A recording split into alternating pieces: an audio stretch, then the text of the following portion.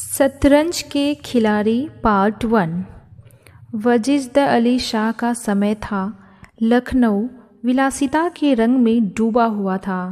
छोटे बड़े अमीर गरीब सभी विलासिता में डूबे हुए थे। कोई नृत्य और गान की मजलिस सजाता था तो कोई अफीम की पीनक ही में मज़े लेता था। जीवन के प्रत्येक विभाग में आमोद प्रमोद का प्राधान्य था। शासन विभाग में, साहित्य क्षेत्र में, सामाजिक व्यवस्था में, कला कौशल में, उद्योग धंधों में, आहार विहार में सर्वत्र विलासिता व्याप्त हो रही थी।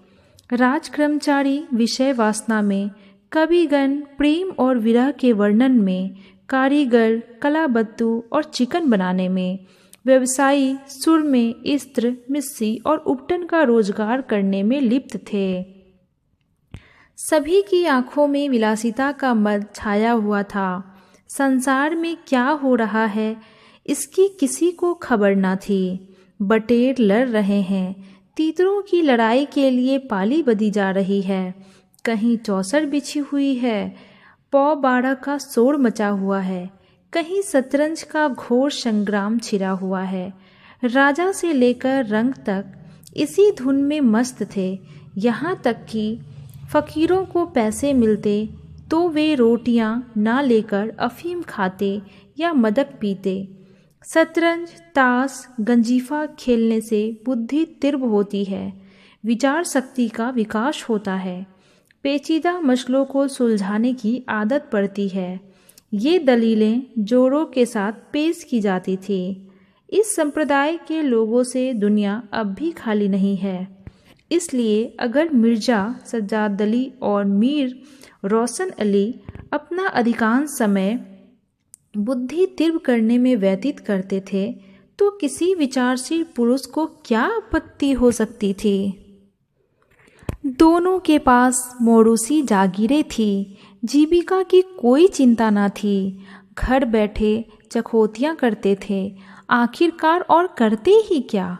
प्रातःकाल दोनों मित्र नाश्ता करके विषाद बिछाकर बैठ जाते, मुहरे सज जाते और लड़ाई के दाव पेच होने लगते थे।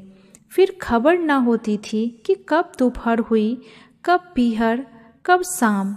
घर के भीतर से बार बार बुलावा आता था कि खाना तैयार है। यहाँ से जवाब मिलता, चलो आते हैं। दरख्तवान बिछाओ। यहाँ तक कि बावर्ची विवश होकर कमरे में ही खाना रख जाता था और दोनों मित्र दोनों काम साथ साथ करते थे। मिर्ज़ा सज्जाद अली के घर में कोई बड़ा बूढ़ा न था, इसलिए उन्हीं के दीवान खाने में बाजियां होती थी। मगर यह बात न थी कि मिर्ज़ा के घर के और लोग उसके व्यवहार से खुश हों। घरवाली का तो कहना ही क्या, मोहल्ले वाले, घर के नौकर चाकर तक नृत्य देशपूर्ण टिप्पणियाँ करते रहते थे। बड़ा मनहूस खेल है, घर को तबाह कर देता है। खुदा ना करे किसी को इसकी चाट पड़े। आदमी दीन दुनिया किसी के काम का नहीं रहता, ना घर का ना घाट का। बुरा रोग है। यहाँ तक कि मिर्ज़ा की बेगम साहिबा को इससे इतना द्वेष था कि अवसर खोज खोज कर पत्ती को लताड़ती थी, पर उन्हें इनका अवसर मुश्किल से मिलता था। वह सोचती रहती थी जब तक बाजी बिछ जाती थी और रात को जब सो जाती थी तब कहीं मिर्ज़ा जी घर में आते थे। हाँ, नौकरों पर वह अपना गुस्सा उतारती रहती थी। क्या पान मांगे हैं, कह दो आकर ले जाएं। खाने को भी फुर्सत नहीं है, ले जाकर खाना सिर पर पटक दो। खाएं चाहे कुत्ते को खिलावे। पर रूबरू वह कुछ ना कह सकती थी। उनको अपने पति से उतना मलाल न था जितना मीर साहब से। उन्होंने उसका नाम मीर बिगाड़ू रख छोड़ा था। शायद मिर्ज़ा जी अपनी सफाई देने के लिए सारा इल्ज़ाम मीर साहब की ही सिर थोप देते थे। एक दिन बेगम साहिबा के सिर में दर्द होने लगा। उन्होंने लौंडे से कहा, जाकर मिर्ज़ा साहब को बुला ला, किसी हकीम के यहाँ से दवा लाएं। दौड़ जल्दी कर। लौंडी गई तो मिर्ज़ा जी ने कहा, चल अभी आते हैं। बेगम का मिजाज गर्म था, इतनी ताव कहाँ कि उसके सिर में दर्द हो और पति शतरंज खेलता रहे।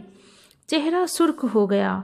लौंडी से कहा, जाकर कह अभी चलिए, नहीं तो वह आप ही हकीम के यहाँ चली जाएंगी। मिर्जा जी बड़ी दिलचस्प बाजी खेल रहे थे। 2 ही किस्तों में मीर साहब की मात हुई थी।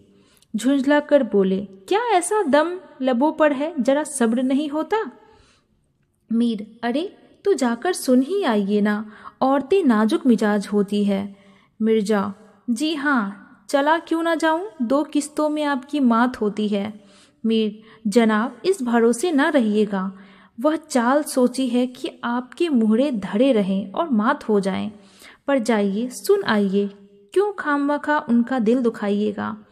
मिर्जा, इसी बात पर मात ही करके जाऊंगा। मीर, मैं खेलूंगा ही नहीं, आप जाकर सुन आइए। मिर्जा, अरे यार, जाना पड़ेगा हकीम के यहाँ, सिर दर्द खाक नहीं है, मुझे परेशान करने का बहाना है। मीर, कुछ भी हो, उनकी खातिर तो करनी ही पड़ेगी। मिर्जा, अच्छा एक चाल और चल लूँ? मीर, हरगिज़ नहीं, जब तक आप सुन ना आएंगे मैं मुहरे में हाथ ही ना लगाऊंगा। मिर्जा साहब मजबूर होकर अंदर गए तो बेगम साहब ने त्योरियां बदलकर लेकिन कराहते हुए कहा, तुम्हें निगोरी शतरंज इतनी प्यारी है, चाहे कोई मर ही जाए पर उठने का नाम नहीं लेते। नौज, तुम जैसा आदमी हो। मिर्जा, क्या करूं, मीर साहब मानते ही ना थे, बड़ी मुश्किल से पीछा छुड़ा कर आया हूँ। बेगम, क्या जैसे वह खुद निखट्टू हैं वैसे ही सबको समझते हैं, उनके भी तो बाल बच्चे हैं, या सबका सफाया कर डाला। मिर्जा, बड़ा लती आदमी है, जब आ जाता है तब मजबूर होकर खेलना पड़ता है।